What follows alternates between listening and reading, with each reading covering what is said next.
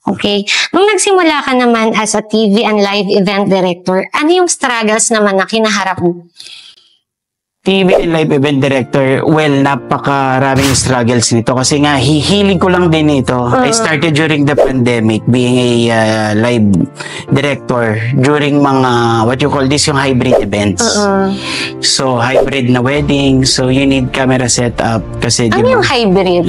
yung merong face to face at merong nanonood online. Di ba nangyari yun during the pandemic?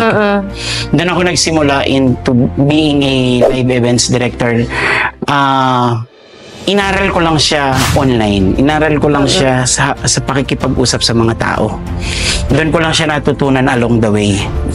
And then, unti-unti kung habang ginagawa ko yung work ko, doon na din ako natututo. Naranasan mo bang ma-reject? Marami. Kasi, yun nga, sa business din. Because this is a business. Sa business, hindi naman laging goods. Hindi naman din laging laglag. So, dapat, hindi lang sa business, dapat sa ating buhay.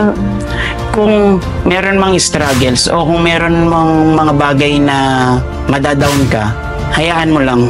Let it go. Just go with the flow. Tuloy mo lang kung ano yung mga dati mong ginagawa. Huwag ka matakot.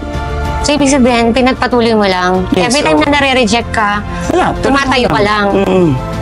Kasi pag huminto ka, talo ka. And then, naranasan mo ba na yung family, mga friends mo, nag-reject sa'yo? Konti lang naman kasi sinasabi lang baka hindi mo kayang gawin. Pero magagawa mo naman eh. As long as kaya ng sarili mo, kaya ng puso mo, magagawa mo yan.